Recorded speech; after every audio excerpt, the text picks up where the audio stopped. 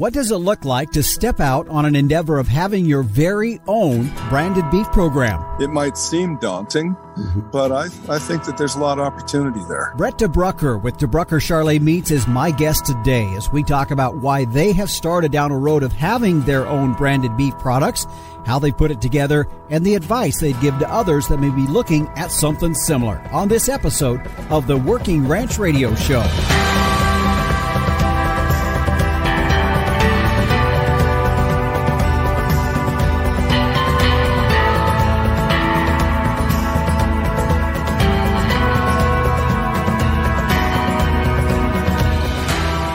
Welcome again to another episode of the Working Ranch Radio Show. I'm your host, Justin Mills. Glad to have you here along with us today. By the way, today is episode 44. So if you're listening on any podcast provider out there, if you want to go back and listen to the show, today is episode 44. You just search any major podcasting app out there and you will find us. Working Ranch Radio Show. There we will be. Also, appreciate you tuning in here on Rural Radio, Channel 147, Sirius XM. We are here every Saturday and Sunday at 12 noon Eastern, and glad to have you tuning in that way as well.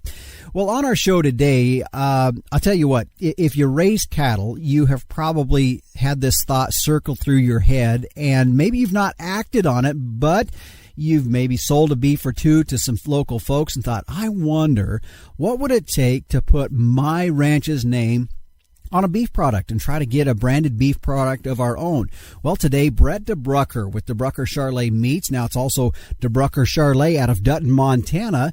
They are going to be joining me today as Brett is going to give us a little bit of insight about how they went through that process and where they're at in that, and some of the things that they have learned from that can be shared with someone that might be looking at doing that themselves. So an interesting story of where DeBruycker Charolais started back in the late 50s and 60s and all the way to where we're at today. So that is going to be our featured topic for today.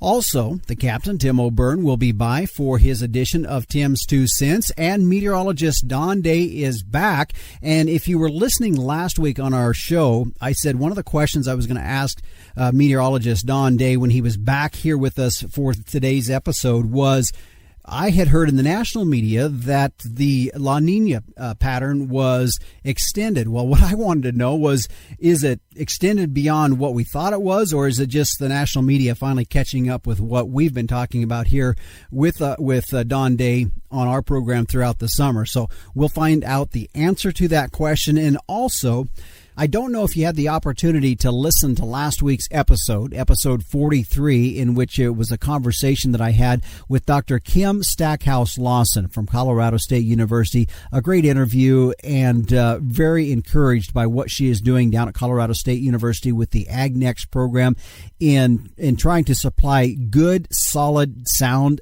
data for the ag industry and livestock agriculture about our industry, as we find ourselves always combating against some of the negative information that is being put out there, sometimes in the name of science. Nevertheless, there were some very disturbing things that she relayed to me about our society that really, I guess, to be quite honest with you, weighed on my mind a bit. So in our second to the last segment, before we join up with meteorologist Don Day, I will be offering a commentary on my view of that program from last week. Well, before we get too far, let's thank our sponsors of the Working Ranch Radio Show, the American Simmental Association. And boy, we're right on the cusp, if you haven't already started, in the bull buying season. And there was a survey done a few years ago that showed the growth in the different breeds of bulls sourced by commercial producers between 2014 and 2020. And did you know that the largest growth in bull breed type during that time was bulls with Sim genetics? So heterosis works, which is why with Simmental, it's more per head, period. Find out more at simmental.org. Biozyme, protect and recovery with VitaCharge by Biozyme. For more information, visit vitafirm.com/Vita-Charge. Other sponsors include Performance Beef. Find Performance Beef online to learn more and request a demo. Hargrove Ranch Insurance, providing pasture, range, and forage insurance to ranchers all across the nation. Give them a call at 325-573-8975 for a free custom quote, or check them out online at hargroveinsurance.com. And finally, Keneally Angus, their fall bull sale coming up on Monday, November 22nd. For more information or to request a catalog, go to KeneallyAngus.com. Well, now let's check in with the captain, Tim O'Byrne, publisher and editor of Working Ranch Magazine, for this week's edition of Tim's 2 Cents. Hey, Justin. Hey, everybody out there in Working Ranch Radio Land and social media. We got 165,000 Facebook followers. We've got 53,000 Instagram followers. We love every single one of you and appreciate it. And I just want to thank everybody for responding to my weekly post on Friday when I go, it's Friday. What's everybody doing out there in cow country? Don't make me come out there and find you. I'm the nosy neighbor. I want to know what you're doing. You always come back with many, many responses, video, photographs. What an amazing and how blessed are we to be able to share a snapshot of what everybody is doing on a given day in cow country. It could be anything from preg checking to sorting calves, calving out, making some nice fence, or maybe heading to town for a high school football game. Love it. Keep on doing it. Now, our Working Ranch Expo is coming up here in Las Vegas, Nevada during NFR, December 8th to 10th at the Convention Center in the North Hall. It's going to be really exciting. We got a great list of seminar speakers, a bunch of exhibitors. Everything's coming together nicely. I know everybody is aching for a break from this brutal summer that we've all been through, and I think it's going to be magical. We still got a few booth slots open, so give Gina Bryson, fire her an email, gina@workingranchmag.com, gina@workingranchmag.com, or head over to our website and click on the Expo page there. We would love to see you. We can't wait for this event. We're all going to be so ready for it. And safe travels. We'll see you December 8th to 10th in Las Vegas, Nevada. Back to you in the booth, Justin. All right. Well, thanks, Captain. And I don't know, it was a few episodes back, the Captain was talking a little bit about us being all down there for the Working Ranch Expo and the type of snazzy outfit he was going to be dressed in. He's talking something about sparkles and I don't know if he's going to have like a taco cowboy hat or some sort like that. But yeah, anyways, I'm going to be there as well. Let's see what the Captain's going to be wearing when he steps up on stage to moderate some of our great speaker events that are going to be taking place down there. Join us. I'm going to be there as well. I can tell you right now, I probably will not be in a sparkly outfit, but I cannot account for the Captain, as he has said he's kind of liking that retro feel of getting back to Vegas, and we'll find out. Anyways, thanks, Captain, again for this week's edition of Tim's 2 Cents. We'll stay with us when we come back. Brett DeBruycker with DeBruycker Charolais Meats joins us as we talk about how they got started in developing their own branded beef product and advice they'd offer to others looking to pursue the same endeavor when we return on the Working Ranch Radio Show.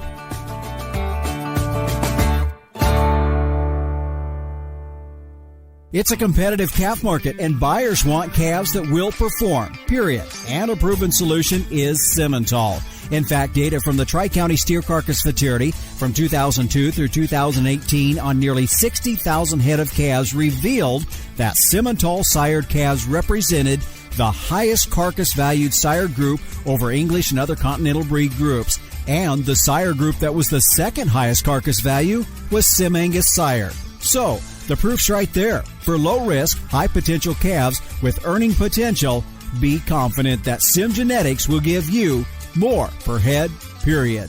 Stand strong, Simmental. Welcome back to the Working Ranch Radio Show here on Rural Radio, Channel 147, Sirius XM. I'm your host, Justin Mills. Our featured interview today is being brought to you by Biozyme. Protect and recovery with VitaCharge by Biozyme. For more information, visit vitafirm.com/Vita-Charge. Well, as we talked about at the beginning of our program, our featured interview today is about a branded beef program and how that was established. So I'm pleased to have with us today Brett DeBruycker with DeBruycker Charolais and DeBruycker Charolais Meats out of Dutton, Montana. Brett, thanks for joining us here today on the Working Ranch Radio Show. Yeah, thank you, Justin. It's an honor to be here and do a little radio show with you. We appreciate it very much and appreciate working with Working Ranch.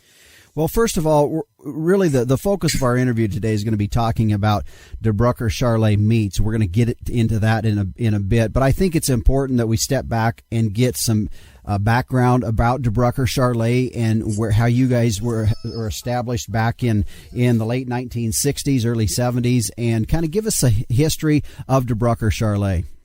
Well, my mom and dad, Lloyd and Jane, they got their first Charolais bull back in 1958. And they ran that bull on some commercial cows, just some Baldy and Black Angus, Red Angus type cows. And they liked the offspring so well and the type of production that they got from that crossbreeding with the Charolais bull that in 1963 they decided to buy their first Charolais heifers. They were, at that time, it was hard to get purebred cattle, so they bought some half-blood Charolais heifers and started breeding them up from there. Mm-hmm. Now, there's an interesting story about back in 1974 when your dad took a bull down to Denver, Colorado, and that involved taking the bull up an elevator. Yeah, that's pretty good. Dad always liked telling the stories. So, well, relay that story a bit. Yeah, so they had a bull called Baymark, and they wanted to get him into a American International Charolais Association sale. And so Dad was talking with the sale representative. And at that time, it was all about showing as it seems like it can be today as well. But the representative for the sale asked Dad, he said, what's your bull's show record? And Dad, knowing that the bull had never shown a lick in his life, but was a really great bull. And he'd proven him up through, what to be a great meat sire. His reply to that representative, he's undefeated, and that got him into the sale. And so, as the story goes, they took him down to the sale in Denver, and at the Hilton Hotel, they had to bring him up live into the sale ring, and they had to take him in an elevator and take him up about 2 or 3 floors to the sale ring. And Dad said that was one of the most interesting experiences he's ever had, taking a bull up an elevator. Mm-hmm. And sounds like it was a lot of fun, and the bull handled it quite well. And what he really enjoyed also telling was that bull, who was quote unquote undefeated in his show ring, went on to realize more gross revenue mm-hmm. than all the rest of the sale combined. Yeah. So it was quite a start to DeBruycker Charolais, and we're pretty thankful for Dad and Mom's ingenuity and fortitude. Mm-hmm. A little bit more about your family's operation there, because it is, in my understanding, right, you are the largest Charolais operation in the country. Yeah, we have the most purebred Charolais cows in the country, and it's a big family operation. We're all kind of separate from one another, but we work together and we market together, and we all have the same breeding goals and desires for helping our customers. Mm-hmm. I want to talk now as we really, the focus of this interview is going to be to talk about DeBruycker Charolais Meats, a venture now that you guys have started out on, and I want to go through it today, and as we said before our interview here today, I want to talk about what took you down this road of doing this, some of the things that you experienced as you try to put it together, and then overall how things are going. So that's kind of, to give you an idea what I want to talk about today. That's kind of where that's at. So let's start from the beginning, go back to this, because I know for you all it was a venture that you went out on, but there had to be a reason for that. And so when that started and the wheels started rolling as far as putting something like this together, what started those wheels rolling to move to starting up a venture called DeBruycker Charolais Meats? Well, to start off with, Justin, back in the 1970s, my dad started a meat venture called Charpak. And he started marketing Charolais beef to some different restaurants and grocery store lines back in the 70s. And things were going along really well. And they were actually they bought some pretty big equipment for that time. And in about 6 months, they were already in the black in this new business venture, and things were working well. And then kind of things went wrong with him and his partner, and things fell apart. And it was always a disappointment of my father's that he wasn't able to keep that going. Mm-hmm. And so I've thought about that through the years and talked to the family, and we just kind of felt like we needed to take another stab at it in today's day and age, and believe that consumers, they want to have connection to the ground. Mm-hmm. They want to have an understanding of where their meat and food is coming from. And so we decided to take another stab at it. Mm-hmm. As you looked at this, and of course you had some previous experience with your families trying this earlier on and then moving into this. Was there anything in the beef industry or the beef economy, I guess, if you want to put it that way, that you felt was going to give you something else that you were looking at trying to get to that you weren't getting elsewhere? I know you guys have sold bulls for a lot of years, so you have that enterprise system within your deal. But at the same time, when you look at the meat venture things and where our society was moving, what were the driving factors that pushed you this direction? Well, number one, I just feel like it's consumer oriented. I feel like consumers want this, and so we want to give them the opportunity. We've been consuming this beef our whole lives. Charolais beef, raised and raised on the ground and fattened on barley and grain, and just feel like it's some of the best steaks we've ever had, whether you're in a great restaurant or at home. We feel like what we've been consuming our whole lives is some of the better beef we've enjoyed anywhere. Mm-hmm. And we want to share that with our customers, and we want to help our bull customers down the road have a place to market their calves as well as the goal. Mm-hmm. So. Well, let's take a break here. When we come back, we're going to continue. My guest today is Brett DeBruycker with DeBruycker Charolais and DeBruycker Charolais Meats out of Dutton, Montana, as we're talking about a branded beef product and some ideas and some information that Brett can share along for folks maybe considering something like this and how it evolved for them, for their ranching operation. When we come back, we're going to talk about how they moved from an idea into actually getting things up and off the ground. When we continue on the Working Ranch Radio Show after this.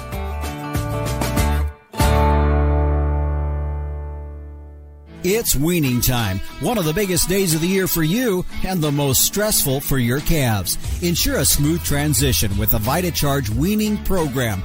This two-step program with the AmaFirm Advantage gives calves the nutritional boost they need to get through the first weeks of weaning, accelerate appetite, increase weight gain, and improve health. It's weaning time. Get them ready with VitaCharge. For more information, visit vitafirm.com/Vita-Charge. Welcome back to the Working Ranch Radio Show. I'm Justin Mills, and this segment is brought to you by Performance Beef, easy-to-use cattle management software. And the question for the day is, how do you manage data for your cattle business? Well, you can stop relying on pen and paper or complicated programs, and you can get real-time access from anywhere by using Performance Beef. Here's the thing. You can update rations. You can generate real-time closeout reports, record health data right there at the chute. You can do it out in the pen or in the pasture, and you can analyze performance trends, doing it all in one place with ease. Your feed, financial, and health information is integrated in one easy-to-use platform, accessible from your computer, smartphone, or tablet. If you want to find out more, go to Performance Beef online and request a demo. Well, my guest today is Brett DeBruycker with DeBruycker Charolais and DeBruycker Charolais Meats. And Brett, we've been learning about your program and your enterprise up in Dutton, Montana. And as you started down the road then of moving past the idea of developing DeBruycker Charolais Meats, let's go through that process and the steps you guys had to take to start to build that for lack of better words, put meat on the bone of that idea that you had? We just decided that, it was time. I've been thinking about it for quite a while of how to go about trying to get a DeBruycker Charolais label. I thought about approaching some of the bigger packing companies, but just didn't know what kind of results we'd have there. So we decided to try to start it a different way and try to go direct to the consumer rather than through the large packing companies. And, it takes a little bit of time. It's not like your normal everyday business that develops a soft drink and, you got a supply chain and you got to get to the consumers and do some marketing. This is a little different because it's a live animal and you got to think about, how you got to get that animal grown alongside its mother, and then you got to get it weaned and fattened, and then the processing part of it. So it's a little more in-depth discussion and efforts to do, but we've got it rolling a little bit now and kind of feel like we're heading in the right direction. And we've had good feedback from our consumers so far that have tried the beef. So we're pretty excited with the direction we're headed with it. Just to get a little bit more clarity in the process here, let's walk us through from the calf all the way through and where this animal's headed to. I know you talk about you were originally looked at maybe seeing if you could get that label through some of the bigger packing operations. You did not go that way. You went a little bit more localized. So let's talk about each of these steps, starting from, these calves born and then, fed out. And let's walk through that process and where these animals are headed with your labeled product. So right now, what we're marketing is our purebred DeBruycker Charolais heifers that we're choosing not to breed. We're fattening these heifers at the local feedlot that for 40 years our family owned, called North Montana Feeders. We no longer own the feedlot, but we are a large feeder there. And they do a great job, and they're a good family to work with.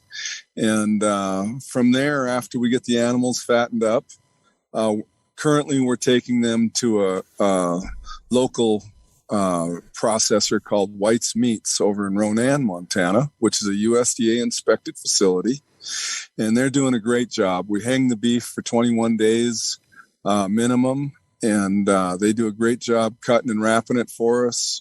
And from there, we bring it home, and we've got a freezer that we store it in, and we're shipping it out through UPS and FedEx and getting it out to our customers that way. From the marketing standpoint, as you've got the product now, it's sitting in the freezer there. What are the marketing steps that you guys have taken to get the product out in front of whether it's consumers, families, wanting to buy a product, or restaurants? What is the marketing steps that you guys have taken? So we're using social media a fair amount. That'd be the number one thing, and then we're going back with our advertising relationships that we have with. For our bull sale, for our bull customers and bull sale. And we're using some of that to get the word out. And we're working on another strategy that we're not quite ready to release yet, but we're working on another strategy that I think is going to be real exciting. And then the other thing is just word of mouth. We're talking to a lot of people. We're getting it in the hands of friends and neighbors, all the way from San Francisco out to Chicago, down to Florida, and trying to get it spread out into some different consumers' hands so that they can get a taste of DeBruycker Charolais beef and know how good it is. Brett, as you went through this project, there's always the planning stages and the idea, then the planning, and then you start to put things together. And nothing ever works like you originally thought it was going to work in a way. So what I want to know is what were some of the hiccups along the way that you kind of had to figure out and you found a solution to. But what were some of those hiccups that you guys discovered as you came? Well, Justin, fortunately, we've been in this industry a long time, and we've been feeding cattle, my entire life and before. So, we had a pretty good handle on feeding cattle and a pretty good handle on what it takes to process cattle. Even though we don't cut the meat up ourselves, we do understand that portion of the industry. But I'll tell you what's really been interesting / difficult / a challenge is the shipping and handling. Okay. There's no question that this type of marketing and this type of promotion for people's beef that want to do something like this besides us, if other people want to try it, the thing I'd warn them about mostly is you got to figure out how to ship the product more inexpensively. And so that's something we're still working through. We've made some inroads there and had some progress, but that's still a pretty difficult portion of what we're trying to get done, Justin. Sure, you bet. Yeah, I think, and that's an element that, like you said, as ranchers, we're familiar with the growing, and the product itself. But, when we step into that other venture, that's something that we're not as familiar with. As you're going forward with your branded product here, what's the potential that you see with your product? I guess, is there some overall goals that you're wanting to see with your program? Well, the main goal is we want 100% customer satisfaction. We know the quality of our beef. We know its tenderness and taste is as good as it gets. And we just want to make sure that we can get it into the customer's hands in a proper fashion and help them have an enjoyable eating experience. That's the number one goal. And from there, we feel like there's plenty of room for growth as long as we can find a way to functionally supply it. We think that the sky's the limit in this type of thing if you can get past the supply part. You bet. Well, let's take another break here, and when we come back, we're going to continue. Today, my guest is Brett DeBruycker with DeBruycker Charolais Meats, as we have been talking about how they evolved with a branded beef product from their ranching operation. And Brett, when we come back, I'm going to visit with you. I want to hear your response to what within the industry, and it's going to get maybe a little bit more of a political question here, that has caused you guys to also look down this road of a branded beef product. We're going to talk about that. And, of course, be sure to stay with us later in our program. I've got a commentary on last week's episode. Also, meteorologist Don Dave will be joining us as well. We're going to continue our conversation with Brett DeBruycker when we come back on the Working Ranch Radio Show. Animal health is key to your business. So how do you track cattle health treatments? Well, stop relying on pen and paper or complicated programs. Performance Beef helps you record processing data, enter costs, and track animal health history all in real time at the chute. The mobile app also makes it easy to log pasture and pen treatments on the go. Your health data is integrated with feed and financial information in one easy-to-use platform, accessible from your computer, smartphone, or tablet. Find Performance Beef online to request a demo. Welcome back to the Working Ranch Radio Show here on Rural Radio, Channel 147, Sirius XM. I'm Justin Mills. Glad to have you here along with us today. By the way, this is episode 44. So if you're going to go back and listen to it on a podcast, that's what you're going to be looking for. Also, it's an easy way to share it. If you hear something that you like, you want to share it on your social media account or share the link to somebody through email, there's ways that you can do that. Just click on the share button and you're going to have various different ways that you can do that. But anyways, glad to have you here with us. My guest today is Brett DeBruycker with DeBruycker Charolais out of Dutton, Montana. And we've been talking about how they've expanded from their ranching operation to now a branded beef product called DeBruycker Charolais Meats. And Brett, I want to move away just a little bit from talking about DeBruycker Charolais Meats, and I want to talk a little bit more industry just a bit, because you didn't do this without having a basis understanding of some of the issues that are challenging in the cattle industry right now. And so from that standpoint, looking at our industry, what do you see are the things going forward that our beef industry needs to be, I guess, either understanding or adaptive to for the sustainability of our beef industry? Well, that's an awfully big question, Justin. Yeah. And this is not a long enough program to tackle all that, but I'll try. Okay. The biggest one of the bigger reasons why we decided to branch out into DeBruycker Charolais Meats, it is simply because it looks to me like the day of the independent cattle feeder is behind us. Okay. And it saddens me to say that, but I think that's behind us. We're in the process, like it or not, and I don't like it, but like it or not, that vertical integration is coming to the cattle industry. And if it seems like the packers, they have all the control, and due to that, they have basically all of the money. And it's starting to feel like, not starting to, it feels like if you're not, a 50,000 head, 100,000, 200,000 head feed yard that is packer aligned and finding a way to get a piece of the cutout, it's like, it just doesn't feel like there's much future for independent cattle feeders. Mm-hmm. And I was brought up from Lloyd and Jane to be pretty strong-willed and independent, but yet an open-minded thinker. Mm-hmm. And, I feel like this is a way that we can branch out, help not only ourselves and our family, but also our bull customers as a way to continue forward with DeBruycker Charolais and, making it a bigger and better product. For you guys, and there's going to be some people listening and say, well, I don't have, 2,200 head of mother cows to build a branded product out of. How do I make this work?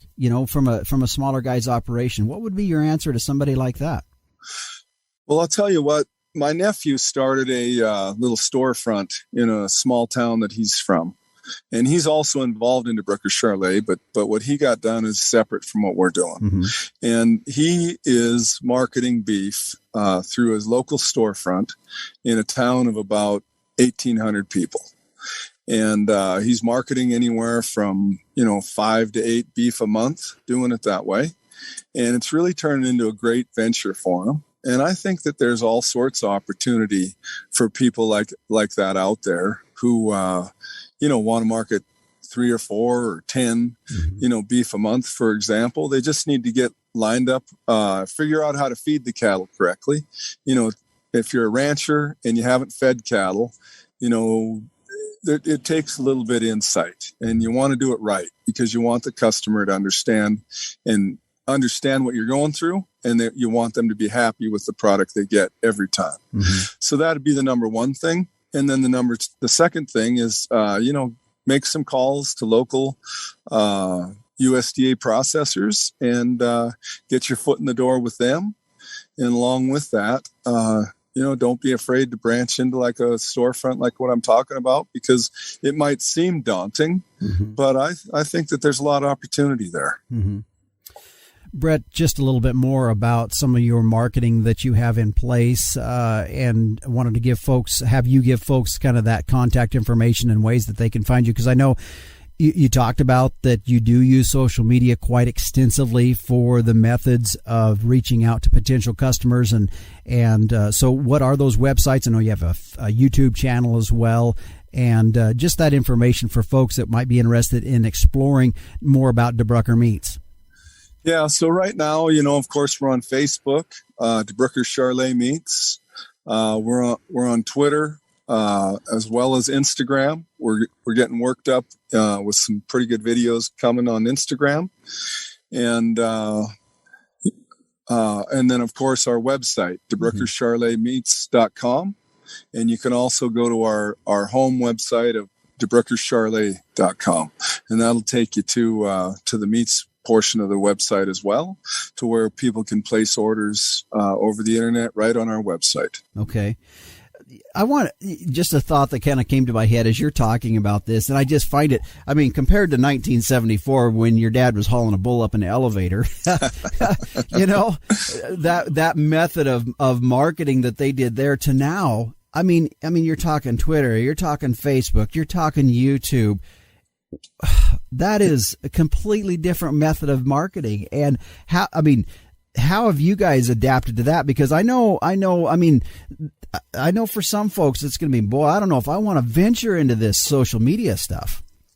Well, it's pretty wild. There's no doubt about it. And one thing I'd tell you, my dad, he was a very creative and inventive marketer. And I would say that he was one of the best of his time. Mm-hmm. And if he was alive today, and he just passed away here a month and a half ago, if he was alive and active today, I think he would be so excited with the ability and that we have to be able to access more potential customers through this social media that, I would encourage everybody to do your best to take advantage of it because, the opportunity's out there.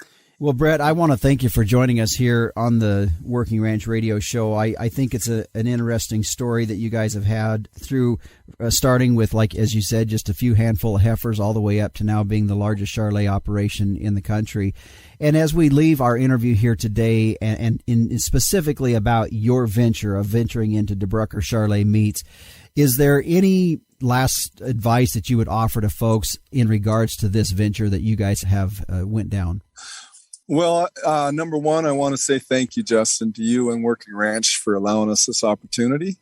And, I wanted to say that I really appreciate if any potential customers out there would like to purchase some beef from us, we'd be honored to have you. And then as far as some advice to other people out there that want to start this, I just think the best advice is just go get to work and give it a whirl, because I think the opportunity's there, and it's just a matter of working for it and getting through the pitfalls that are always in the way of startup businesses. Mm-hmm. But I think the possibilities are endless. All right. Well, Brett, I do again want to thank you for joining us here on the Working Ranch Radio Show, and all the best to you guys as you move forward. Well, thank you very much, Justin. I very much appreciate it.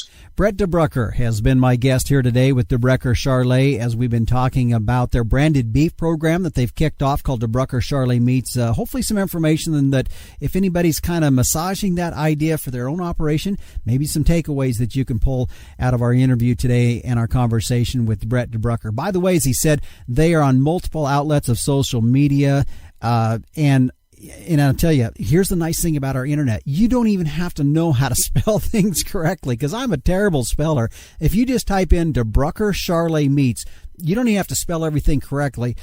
I'll tell you what, the first thing that pops up in your web browser is going to be DeBruycker Charolais, I'll bet you, and that's an easy way to go out and take a look at what they have going on there. So again, thanks to my guest today, Brett DeBruycker, for being on the Working Ranch Radio Show. Our featured interview today has been brought to you by Biozyme. Protect and recovery with VitaCharge by Biozyme. For more information, visit vitafirm.com/Vita-Charge. Stay with us. Coming up next, my commentary on last week's episode. If you didn't join us for that, episode 43, go back and take a listen. And in our last segment today, meteorologist Don Day joins us with a look at our long-term weather. We'll be back with more on the Working Ranch Radio Show.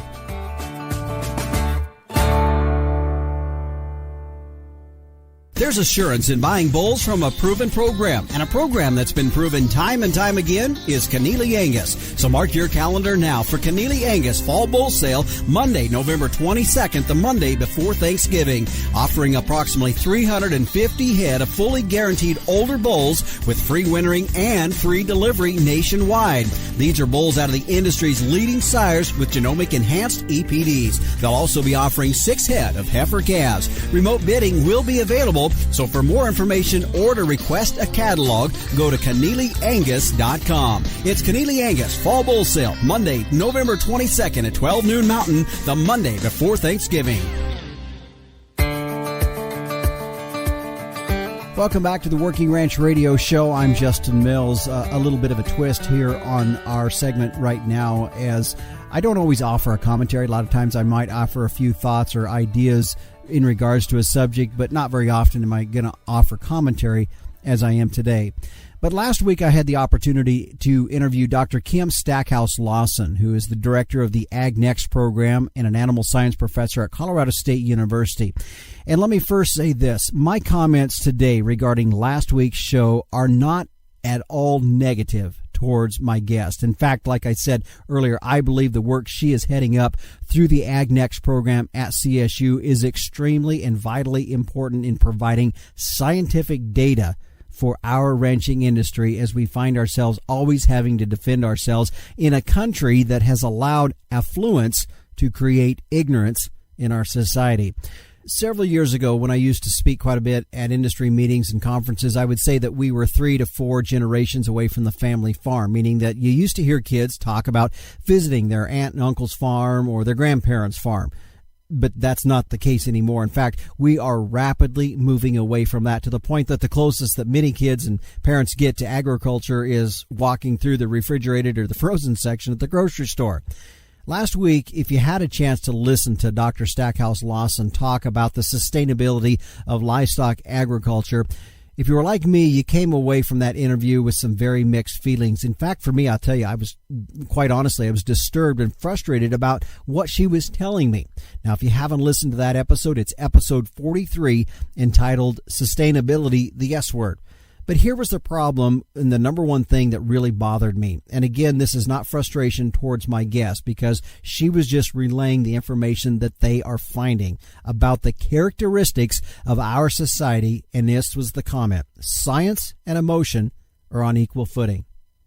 I want you to think about that for just a second. I'm going to replay that portion of our interview so that you can hear what Dr. Stackhouse Lawson was advising us about in correlation to sustainability of livestock agriculture. Let's take a listen. You know, we do lots of consumer studies. We focus really intuitively on these generations, and yet it's really hard to predict kind of where their social values are going to lie. And in this space of sustainability, we have to remember that science and emotion are on equal footing, right? Mm. And even if we don't like it, that's the reality. Now, I want you to think about that for just a second. Science and emotion are on equal footing. And I guess what I'm struggling with the most is, do we just accept that? Do we just move on and that's okay? Because for me, I'll tell you, I am struggling with accepting that comment. Or maybe I should say there's some reality to that, because that's what people are thinking or feeling, and there's some legitimacy to what people feel. I don't want to ignore that. But I know that I am not okay with accepting that mindset in our society. And here's the reason why. I think it's dangerously flirting with the fact that truth is your perception of reality, and truth is not based on facts or science for that matter, which I'm going to address some concerns about modern scientists in just a moment. For example, Newton's law of gravity, in layman's terms, says that if I get bucked off my horse, I'm going to at some point hit the ground. And I can tell you that just because I emotionally do not want to hit the ground doesn't make me float above the horse somehow, coming down peaceably in the saddle, and everything's going to be okay.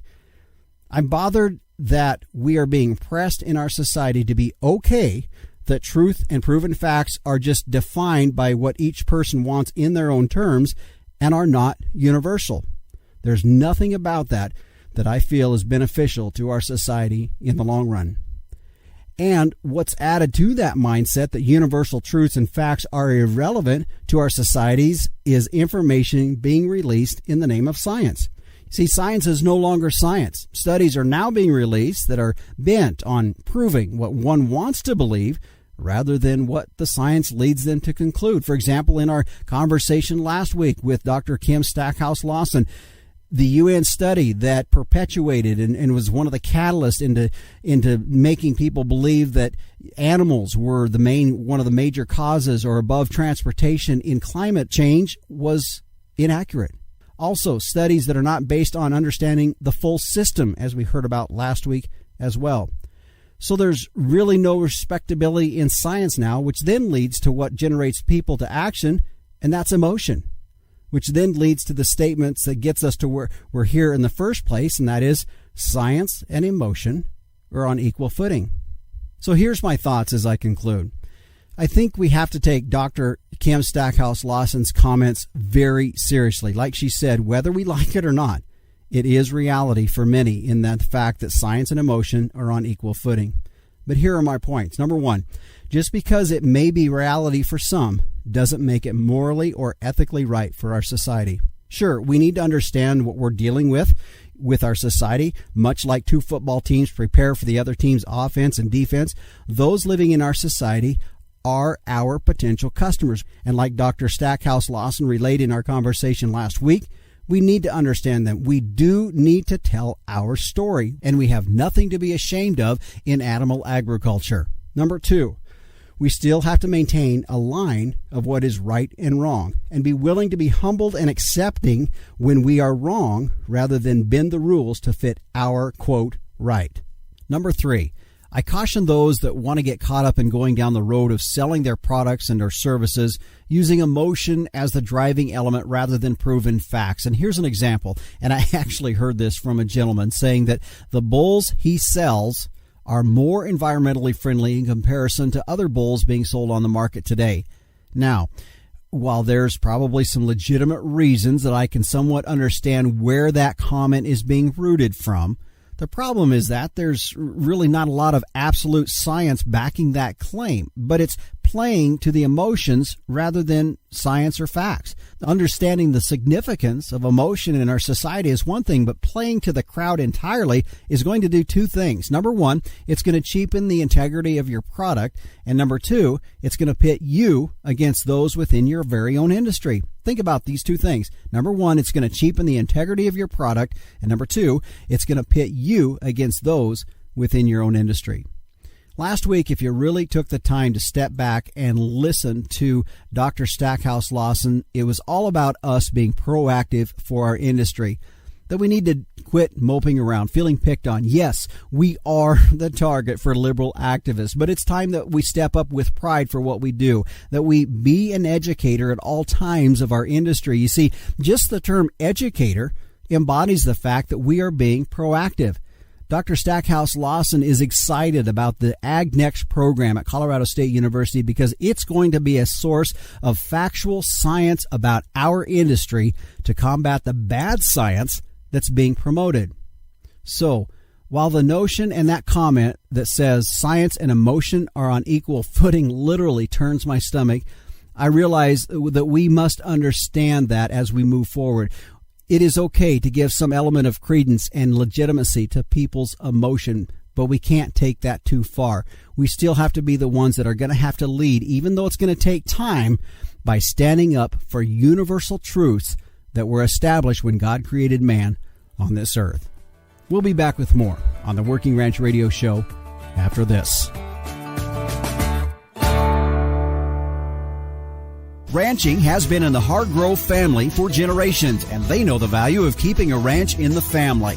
Hargrove Ranch Insurance provides pasture, range, and forage insurance to ranchers across the nation.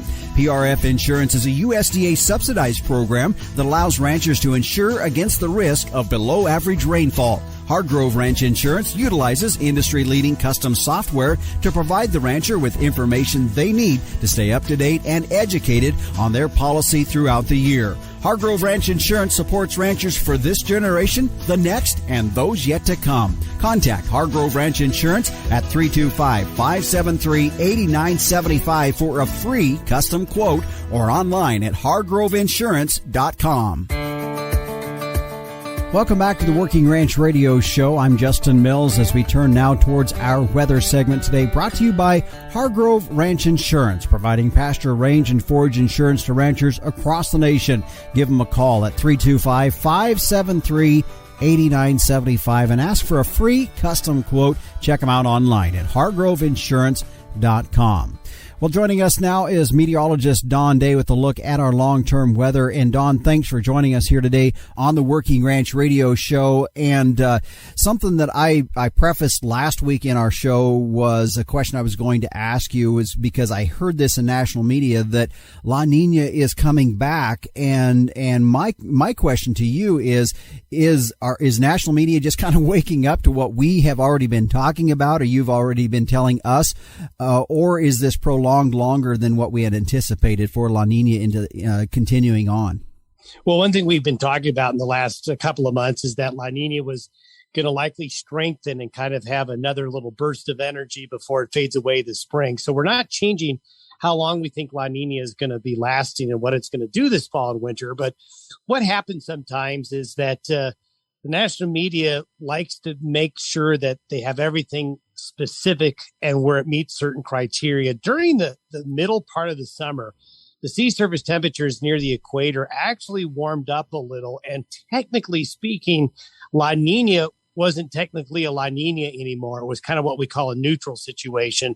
But we didn't want to say La Nina was gone because we were very confident it was going to strengthen again. So the national media is just kind of catching up on it. And you're going to be hearing more about it because indeed, Justin, over the last 2 or 3 weeks, we have seen the subtropics along the equator, the water temperatures really cool off again. And in previous discussions, we've had that when you're just getting out of a solar minimum, you tend to have 2-year La Ninas, and that's exactly what we're experiencing right now. Okay. Earlier on, when we had talked a couple shows back that the latter part of October, we were going to see some more weather changes taking place. That appears as though that's what's going to shape up. Yeah, it's been a very productive last couple of weeks in parts of the central and northern Rockies with 2 large, very wet storms that have gone over some of the drought areas of Wyoming, South Dakota, Montana, Nebraska, North Dakota. There's going to be now a big slug of moisture hitting the West Coast. Now, this is something that is really newsworthy because, as we all know, California and parts of the Pacific Northwest and part of the Great Basin have been really, really dry and in severe and extreme drought conditions. But we're seeing something that we did not see last fall, Justin, and that's a very cold, moist jet stream coming off the North Pacific and diving into central and northern California, Washington, and Oregon. And we're going to see some very impressive rains from central and northern California all the way up to southwest British Columbia and even into the interior. You know, a lot of times we'll get these big rains that'll get the coastal areas, but not be able to get over the mountains, and eastern Washington, eastern Oregon kind of gets left out. While they're not going to get as much, some of those areas are going to get rain, and some of that will be spilling into the Great Basin as well. And importantly, and as we all know how important snowpack is in the Sierra Nevada could be looking at 1 to 2 to 3 feet of snow over the next 7 to 10 days in some of those central and northern mountain areas. Okay. So let's take this a little bit further into the Midwest. I know I was down in central southern South Dakota, north or above the middle part of Nebraska this last week. They're starting to harvest sunflower, starting to harvest some corn, but that's not completed yet. Where's this weather going to affect the Midwest and in the Corn Belt country? Well, the good news for folks involved in harvest operations is while some of the weather that's in the West will come over the mountains and onto the plains, it looks like the bulk of the real stormy weather is going to stay from the Continental Divide and points west. And the systems coming through the Midwest will be minor, probably through the end of the month. Now, as we get into the early to middle parts of November, but especially, I think really just any time after Halloween, some stronger, colder systems will come on in. So they've got some time here to get more harvest operations done. But once we get into early November, that's when we'll start to see the weather go more towards the middle part of the U.S. Okay. All right. Well, thanks for joining us here again on the Working Ranch Radio Show. Thanks for having me. That's meteorologist Don Day with a look at our long-term weather. By the way, his daily video podcast can be found on his website at dayweather.com. Our weather today has been brought to you by Hargrove Ranch Insurance, providing pasture, range, and forage insurance to ranchers all across the nation. For a free custom quote, give them a call. Check it out online at hargroveinsurance.com. Other sponsors today include the American Simmental Association. It's more per head, period. Find out more at simmental.org. Biozyme. Keep them on your program with ours. Gain Smart by Biozyme. Performance Beef. Find Performance Beef online to learn more and request a demo. And finally, Keneally Angus with their fall bull sale coming up on Monday, November 22nd, the Monday before Thanksgiving. For more information or to request a catalog, go to KeneallyAngus.com. The Working Ranch Radio Show is a production of the Working Ranch Magazine. If you'd like to get a hold of me, send me an email at justin.workingranch@gmail.com. Well, thanks again for joining us. Be sure to join us back again next week. I'm your host, Justin Mills. And until next time, keep your chin down and your mind in the middle. So long.